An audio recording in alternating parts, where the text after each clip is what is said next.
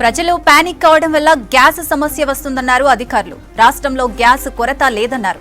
పశ్చిమాసియా యుద్ధం ఎఫెక్ట్తో రాష్ట్రంలో ఎల్పీజీ సిలిండర్ల బుకింగ్లు భారీగా పెరిగాయని తెలిపారు.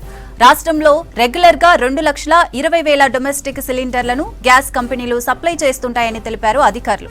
అయితే వార్ ఎఫెక్ట్తో నిన్న ఒక్కరోజే 2,37,123 ఎల్పీజీ సిలిండర్లు డెలివరీ చేశాయని చెప్పారు.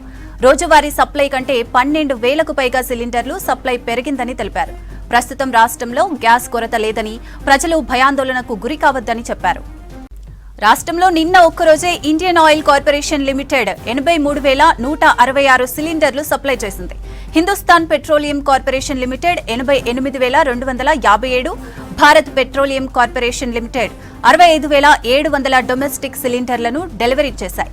బుకింగ్ చేసుకున్న వారందరికీ సప్లై చేసినట్లు తెలిపారు అధికారులు. ప్రజలు పానిక్ కావడం వల్ల గ్యాస్ సమస్య వస్తుందన్నారు అధికారులు. రాష్ట్రంలో గ్యాస్ కొరత లేదన్నారు. పశ్చిమాసియా యుద్ధం ఎఫెక్ట్తో రాష్ట్రంలో ఎల్పీజీ సిలిండర్ల బుకింగ్లు భారీగా పెరిగాయని తెలిపారు.